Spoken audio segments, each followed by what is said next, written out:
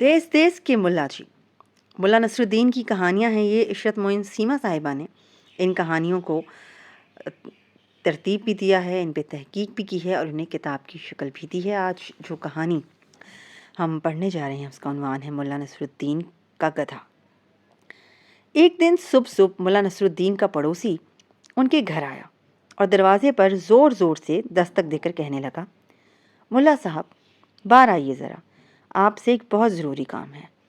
ملا نصرالدین کو اس کی زور زور سے دروازے پر دستک اور صبح شور و پکار پر بہت غصہ آیا۔ انہوں نے دروازہ کھول کر برہمی سے پوچھا، کیا بات ہے؟ صبح اتنا شور کیوں مچا رہے ہو؟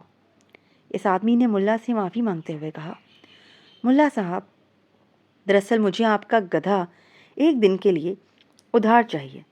اگر آج آپ مجھے اپنا گدھا ادھار دے دیں تو آپ کی بہت مہربانی ہوگی۔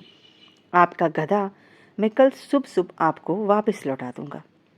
ملا نیند سے اٹھ کر ویسے ہی جھنجھلائے ہوئے تھے۔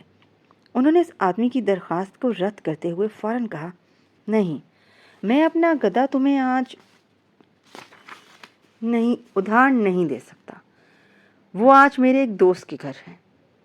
ابھی نصرالدین یہ بہانہ بنا کر اپنے گھر کا دروازہ بند ہی کرنا چاہتے تھے کہ گدھے نے گھر کے اندر سے ڈھینچوں ڈھینچوں کی آوازیں لگانی شروع کر دی۔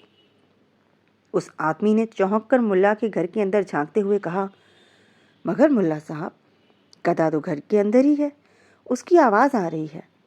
ملا نصرالدین نے اس آدمی کے منہ پر دروازہ بند کرتے ہوئے کہا، جو شخص میرے بجائے میرے گدھے کی آواز پر یقین رکھتا ہے وہ میرے لیے بہت بے اعتبار ہے، اور میں ایسے بے اعتبار آدمی کو اپنا گدھا بالکل بھی نہیں دے سکتا۔